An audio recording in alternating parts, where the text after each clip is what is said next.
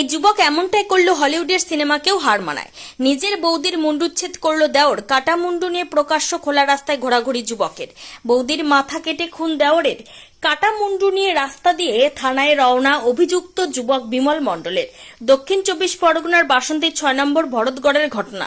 শনিবার সকালের এই ঘটনায় ব্যাপক চাঞ্চল্য ছড়িয়েছে এলাকায়। ঘটনার খবর পেয়ে বাসন্তী থানার পুলিশ অভিযুক্ত যুবককে গ্রেপ্তার করেছে। কি কারণে এই খুন খতিয়ে দেখছে পুলিশ।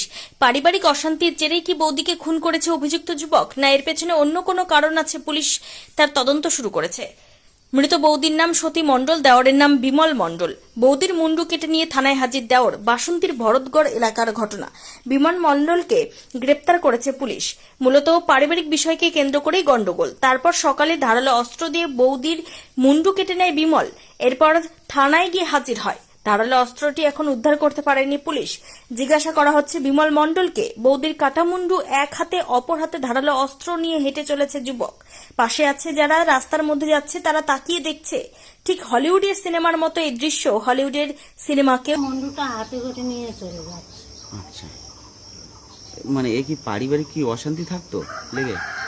ছিল একটু ছিল, কিন্তু এতটা আমি বুঝতে পারিনি। আর আমি তো সব ঘটনা বলতে পারবো না। আমি এই কদিন হলো গরমের ছুটি করে তাই আসি। মানে আপনার বাইরে থাকেন? হ্যাঁ মানে আমচুরি নিয়ে কি গন্ডগোল? হ্যাঁ, ওইটাই শুনেছি। কি নাম আপনার? আমার নাম তুলসী মণ্ডল। প্রতিবেশী, তাই তো? হুম।